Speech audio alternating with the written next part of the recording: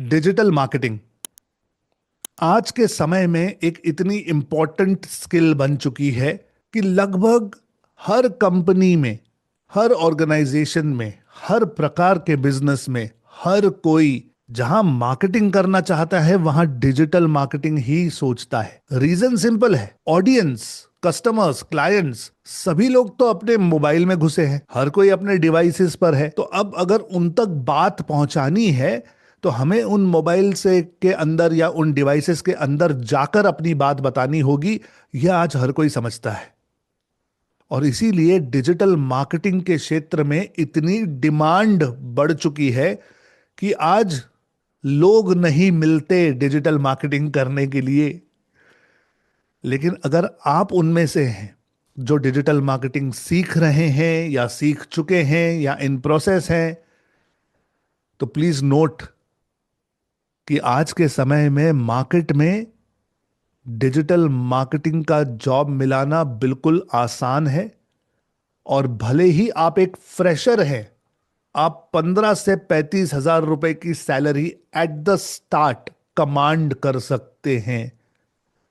और जैसे जैसे आपको एक्सपीरियंस होगा वैसे वैसे और भी ज्यादा पैकेजेस पर आप काम कर सकते हैं। ऑन एन एवरेज एक फ्रेशर 15, 25, 35 हजार रुपए तक कमाता है। 1 से 2 साल की एक्सपीरियंस वाला बंदा जो होता है वो 25, 35, 50 हजार रुपए तक कमाता है। और जिसे 3 से 4 साल का एक्सपीरियंस हो, anywhere from 1 lakh to 2 lakh rupees per month की बात कर रहा हूं, ये उनका पैकेज होता है। ये एवरेज मार्केट रेट्स, मैं एक्स्ट्रॉर्डिनरी रेट्स नहीं बोल रहा हूं, ये एवरेज मार्केट के रेट्स हैं। साथ ही साथ डिजिटल मार्केटिंग के क्षेत्र में work from anywhere, work from home या ऑनलाइन ऑफिसेज अटेंड करना भी आजकल बहुत ट्रेंड में है। इन शॉर्ट मैं ये कहने की कोशिश कर रहा हूं कि इस फील्ड में आज इतनी डिमांड बढ़ चुकी है कि अगर आप एक जॉब ढूंढ रहे हैं तो डिजिटल मार्केटिंग के स्किल की वजह से आपको बहुत आसानी से, बहुत जल्दी और वेरी गुड पेइंग जॉब्स मिल सकती हैं।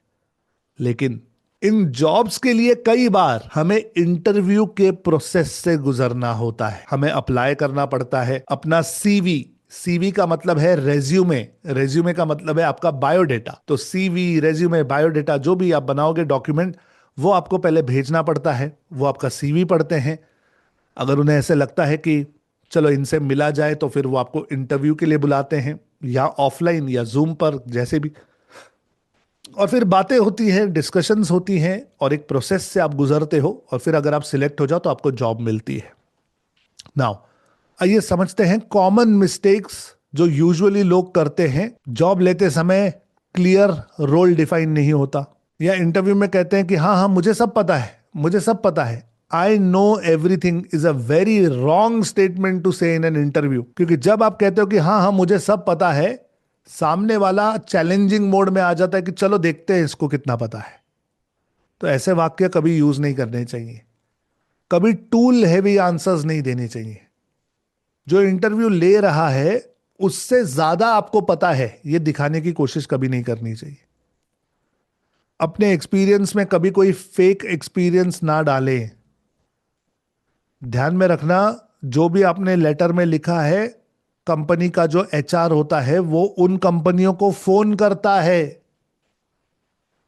छोटे छोटे जॉब्स के लिए नहीं, लेकिन अच्छे अच्छे जॉब्स के लिए। और कुछ लोग तो छोटे जॉब्स के लिए भी, जैसे डिजिटल आजादी में हमारे पास रूल है कि अगर हम किसी को जॉब पे ले रहे हैं और अगर उन्होंने पहला एक्सपीरियंस का हमें कुछ दिखाया है तो हम उन्हें कॉल करके पूछते हैं कि भाई इसने जो लिखा है ये सही है या नहीं, क्या ये सचमुच ये काम कर रहा था आपके पास, क्या इसने सही तरीके से आपके यहाँ पे काम छोड़ा है, क्या आपके रिलेशंस इनके साथ अच्छे थे, क्या एक्सपीरियंस था। और ऐसा नहीं कि हर कोई हमें बताता है। मे बी देर आर 10 में से 4 लोग हमें कहते कि नहीं सर, हम हमारे एक्स एम्प्लॉयज की इंफॉर्मेशन नहीं देते, विच इज ओके। लेकिन अगर किसी ने कुछ गड़बड़ की है तो वो उसकी बैंड बजाने के लिए जरूर बताता है। तो ये कंपनी वाले करते हैं। ओके, तो फेक एक्सपीरियंस अपने रेज्यूमे में बिल्कुल नहीं डालना चाहिए। और बिना पोर्टफोलियो के अगर आप जा रहे हो तो गड़बड़ है। डिजिटल मार्केटिंग सीख रहे हो तो इम्प्लीमेंट करो, अपने ऊपर इम्प्लीमेंट करो, अपनी वेबसाइट बनाओ, थोड़ी बहुत 100-200 की एड रन करके देखो। जो मैं कहता हूं हमारी सिल्वर मेंबरशिप में कि ये सब करो, ये क्यों इंपॉर्टेंट है? कहीं पर भी जाओगे तो दिखा पाओगे कि सर मैंने ये किया है। ऐसे नहीं कि सिर्फ यूट्यूब के वीडियो देखकर सीखा है, एक्चुअली प्रैक्टिकली कुछ किया भी है, ये दिखाना पड़ता है। और कॉमन मिस्टेक होती है अंडर कॉन्फिडेंट होना या ओवर कॉन्फिडेंट होना। अंडर कॉन्फिडेंट यानी डरा डरा सा व्यक्ति, बहुत टेंशन प्रेशर स्ट्रेस में आकर इंटरव्यू देता है, ऐसे कभी नहीं करना चाहिए। ना ही बहुत कैजुअल होना चाहिए। प्लेन सिंपल जैसे हो वैसे जाओ और चुपचाप इंटरव्यू दो। ध्यान में रखना कि इंटरव्यू में अगर आप नाटक नौटंकी करोगे तो वो ज्यादा दिनों तक चलेगी नहीं। आपको वहां पे कई महीने कई साल काम करना है, तो यू शुड बी नेचुरल। जैसा है वैसा है, कोई दिखावा नहीं।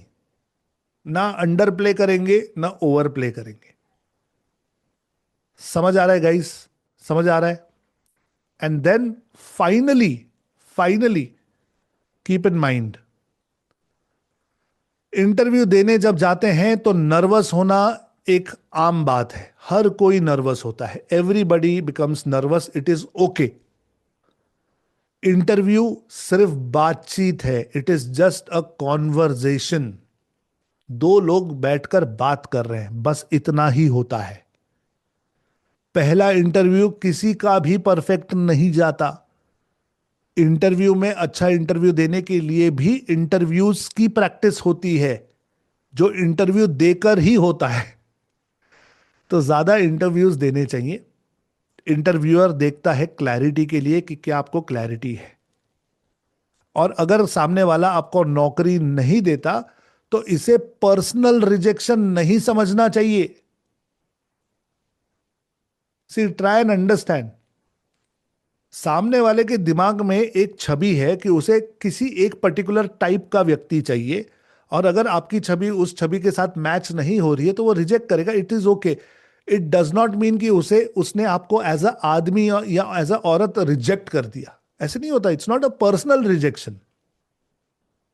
आप एसईओ के हिसाब से गए थे, मे बी उन्हें एसईओ प्लस एड्स वाला चाहिए था कोई, कुछ भी हो सकता है। Are you understanding?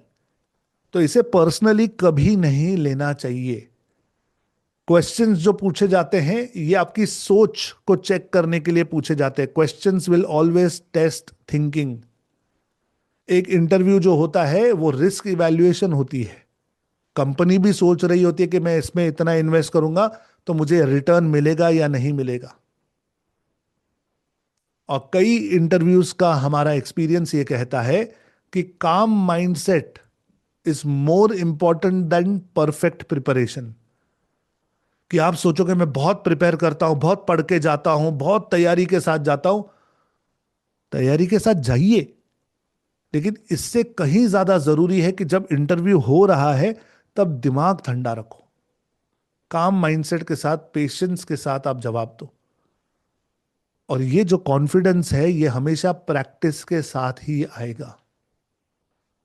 प्रैक्टिस जितनी करोगे उतना ज्यादा कॉन्फिडेंस आएगा, उतना ज्यादा कंफर्टेबल आप महसूस करोगे इंटरव्यू देते समय। और जो डिजिटल आजादी का पहला और सबसे महत्वपूर्ण प्रिंसिपल है सत्य, तो मैं हमेशा कहता हूं कि ऑनेस्ट जवाब आप दो, उसे ज्यादा वेटेज है rather than giving a smart answer कि मैंने देखो कैसे स्मार्ट जवाब दिया। स्मार्ट जवाब देना एक लेवल तक ठीक होता है। सच्चा जवाब अगर आप दोगे, असली जवाब आप दोगे, तो आपकी अच्छाई और सच्चाई झलकती है। और सामने वाला सिर्फ एक एम्प्लॉय नहीं चाहता, सामने वाला एक लंबे समय के लिए आपके साथ रिलेशनशिप बनाना चाहता है। वो ये देख रहा है कि क्या आप दोनों एक दूसरे के लिए in the long term perfect हो या नहीं। Try to make the best use of your potential. कभी जिंदगी में ये मत सोचना कि मुझे कितने पैसे मिल रहे हैं और मैं उसके लिए कितना काम करूं, क्योंकि मेरी फिलॉसफी जिंदगी में एक है, आपकी बैटरी कितने वोल्ट की है। अगर आपकी बैटरी 3 वोल्ट की है तो आप 3 वोल्ट का ही करंट मारोगे, और अगर आपकी बैटरी 12 वोल्ट की है तो आप 12 वोल्ट का ही करंट मारोगे। मुझे पैसे कम मिलते हैं तो मैं कम करंट दूंगा, ऐसे कभी नहीं होता। जो ऐसा सोचता है उसका पोटेंशियल कम होता है। अगर आप किसी और के बिजनेस के लिए अच्छा मुनाफा कमा सकते हो, सामने वाले की कंपनी में जॉब करके उसे अच्छे प्रॉफिट्स दिला सकते हो, तो आगे चलकर आप खुद के लिए काम करके अपने प्रॉफिट्स भी बना पाओगे। सो कभी अपने आप को रोकना मत, 100% पोटेंशियल पर काम करना, क्योंकि मैं जानता हूं कि डिजिटल आजादी के हर स्टूडेंट के अंदर 440 वोल्ट की बैटरी है। चलिए इस थॉट पर यहां पर रुकते हैं। और ये ट्रेनिंग आपको कैसी लगी, क्या सीखा, क्या बलबॉन हुआ, क्या मजा आया, चैट कमेंट में मुझे जरूर लिखकर बताना। आपका हर कमेंट मैं पढ़ता हूं और उस पर रिप्लाई भी देता हूं।